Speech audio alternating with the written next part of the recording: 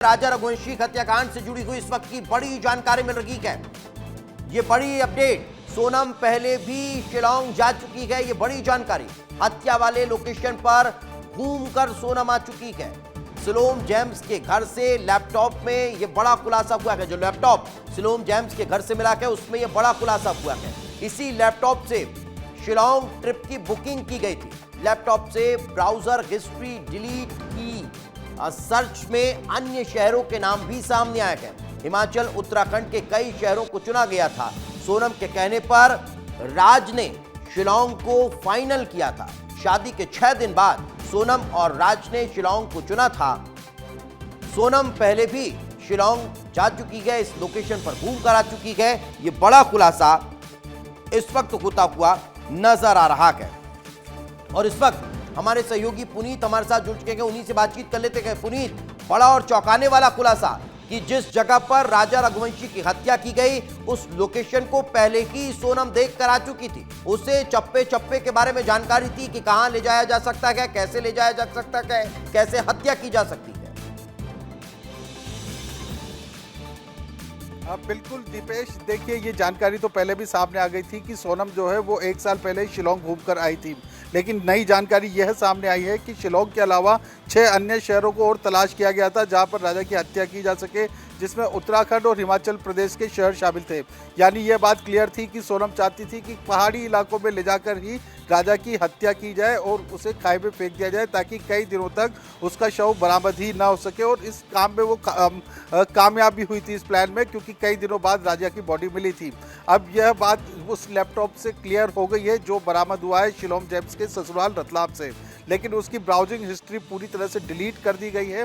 उसमें से कुछ जो बातें रिकवर हो पाई है, कुछ जो आइटम्स रिकवर हो पाए हैं, उसमें यह बातें सामने आई है।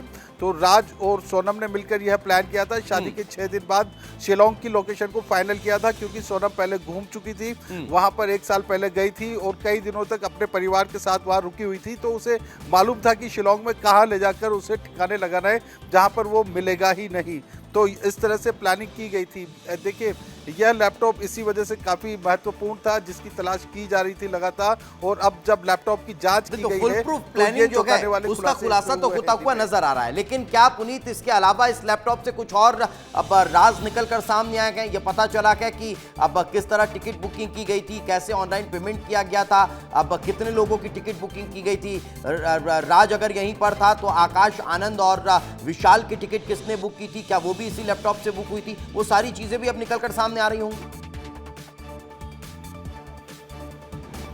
बिल्कुल, देखिए इसी लैपटॉप से सारी बुकिंग हुई थी। जो राजा और सोनम की बुकिंग हुई थी वो भी इसी लैपटॉप से हुई थी। और जो बाकी तीनों आरोपी विशाल, आकाश और आनंद है, उनके जाने की व्यवस्था भी इसी लैपटॉप के माध्यम से की गई थी। हालांकि आने के टिकट नहीं करवाए गए थे, क्योंकि पक्का नहीं था कि कब वापस आना है। तो इस लैपटॉप में अभी और भी कई सारी जानकारियां सामने आएंगी दीपेश, क्योंकि इस लैपटॉप को जांच के लिए लैब भेजा जाएगा, जहां पे जो IT एक्सपर्ट्स हैं वो उसकी जांच करेंगे। और जो ब्राउजिंग हिस्ट्री डिलीट की गई है उसे रिकवर कर और भी कई सारी चौंकाने वाले खुलासे, कई चौंकाने वाले खुलासे अभी और होने बाकी हैं राजा रघुवंशी हत्याकांड में। अब देखने वाली बात होगी, जैसे जैसे ये जांच आगे बढ़ती जाती है वैसे वैसे चौंकाने वाले खुलासे होंगे। फिलहाल बहुत बहुत शुक्रिया इस तमाम जानकारी के लिए। लेकिन इसी बीच एक और बड़ी खबर राजा रघुवंशी हत्याकांड से ही जुड़ी हुई आपको बता रखे हैं।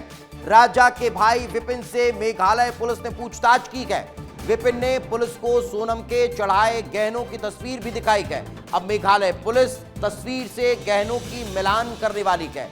विपिन ने नार्को टेस्ट की भी मांग की है। तो ये बड़ी खबर आपको बता रखे हैं। मेघालय पुलिस पूछताछ में जुटी हुई है। राजा रघुवंशी के भाई विपिन रघुवंशी से पूछताछ हुई है। इस दौरान विपिन रघुवंशी ने यह बताया है कि उनकी तरफ से सोनम को कितने गहने चढ़ाए गए थे और वो अब मिलान होने वाले हैं।